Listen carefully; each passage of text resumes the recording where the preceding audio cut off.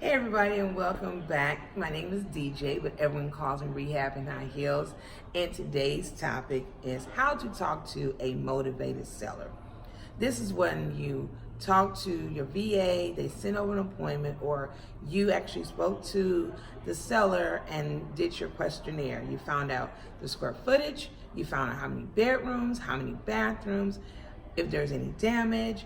Is there a lien? There's no lien. You did the ARV, the whole shebang. You know enough information about this house by asking questions through your questionnaire.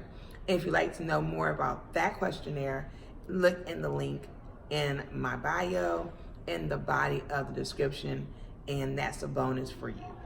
All right, so let's go ahead and talk about when you first get inside the house. Whenever you walk in, you want to make sure, first and foremost, when you knock on the door, you step back. Because you don't want to threaten them, even though you have a scheduled appointment. You want to come there with an open arm greeting. So, hi, Mr. Seller, Mrs. Seller, I'm DJ with something home buyer, right? Then you ask, if they haven't said, well, come in, you step to the side. These are non-threatening moves. You want to make sure that they feel comfortable in their own house with a stranger, because if you have not built enough rapport with them, then they will end up feeling, uneasy and pretty much tell you no, or they might just have the conversation at the door, and which means you got to start all over again and build enough rapport with them to get inside the house. It's so important to find a comfort zone in their home. If they have you sit in the living room, if they have you sit at the kitchen table, if there's in a guest room, wherever they are, ask them, is it okay for me to take a seat? If they say yes, sit close to them. And here's the reason why. It shows that you care. And you do, because guess what? We're human. Hello? Like, you're human, I'm human, things happen. And you want to get their guard down, because even though you spoke with them over the phone, they're still a little leery about, hey, you want to close within 14 days, all cash, and they don't believe you. But if you're able to continue on building rapport by the questionnaire that you have in front of you, you go over with them before you start talking numbers, before you pull out the contract. You want to say, okay, from our last conversation, Mr. Seller, I've noticed that you said that you have 3 bedrooms. Do you mind giving me a tour of your home? Or can we just go over the questionnaire together? This will help you, first, calm your nerves if you've never done this before, or 2, make the seller feel comfortable. And then what I do like about that is they walk around, they will show, hey, there's a leak in the roof. If you walk in the foundation, feel like a easel down floor, then you already know you got foundation issues. The carpet looks old. The back of the yard looks like it needs, some trimming. This will help you as a wholesaler when you're talking to your end buyer, because you're actually inside the house, right? And we haven't even started talking about numbers. See, this, what you want to do is build additional rapport and comfortability in setting the tone to send an offer right in front of them, or review the property. For me, as a wholesaler, I come prepared. Based off the questionnaire, I go ahead and run my numbers to get my ARV, do a rough cost of repairs, because I haven't seen the house before I even walk in, and I can be missing things that I need for my end buyer. And then 3, it just shows that I'm efficient and I'm all about my business and I'm all about solving the problem, because that's all we are. We're problem solvers and we're marketers, okay? Now, let's talk about the first step. First step is let your seller tell the story. Let them tell you, so how did you get your property? And let them tell you how, well, I thought this is my first home, or this is a heir, this is a probate. Let them tell you how they got their property. And this only helps you as a motivated seller because it shows that you care, and at the same time, their attachment to the property. Well, my grandmother gave me this house, and I have a house, and I really don't know what to do with it.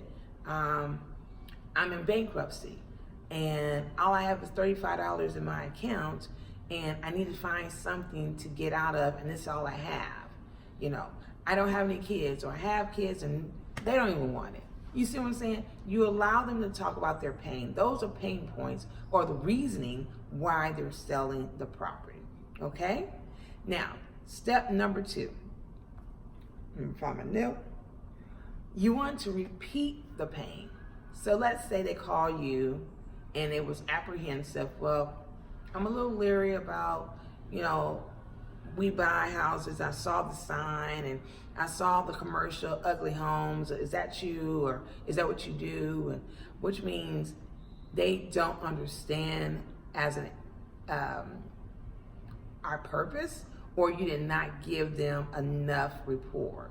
So you want to make sure they stay focused on task.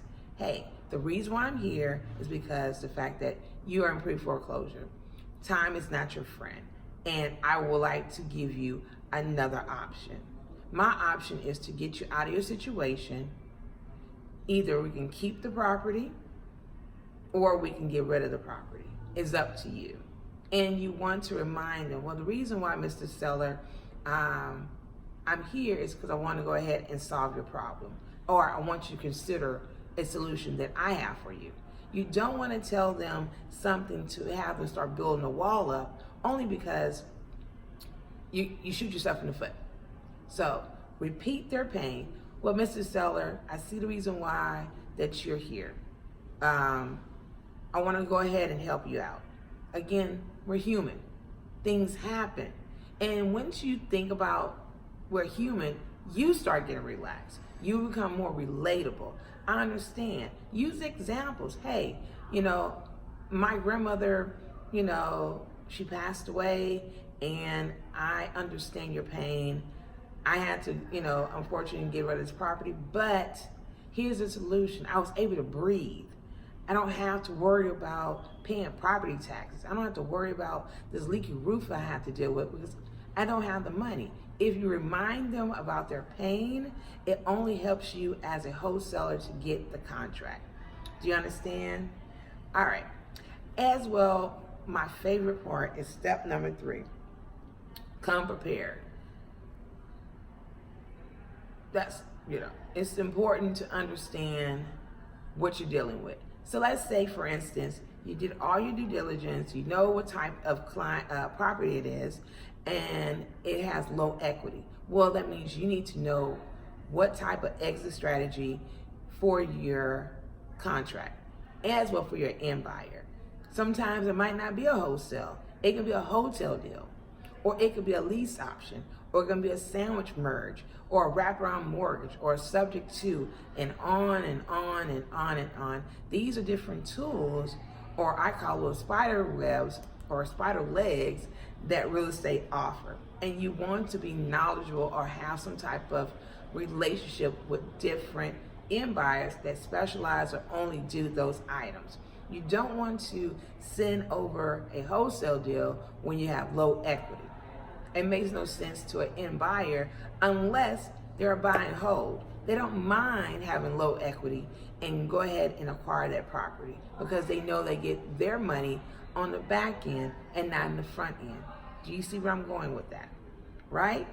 So here's a bonus. If you do not have the seller questionnaire in front of you, you might want to go ahead and go and click in my description button, or description area, I'm sorry, and click on that link. Get the questionnaire, which is a bonus. As well, if you like this shirt, ladies, that will also be there. Please, by all means, leave plenty of comments, share this information, And of course, like and hit the notification button. If you don't know who I am, my name is DJ. Ask as many questions. This video is for you, not for me, but for you to understand wholesaling. And I hope I provide enough information, and I'll see you soon. Bye.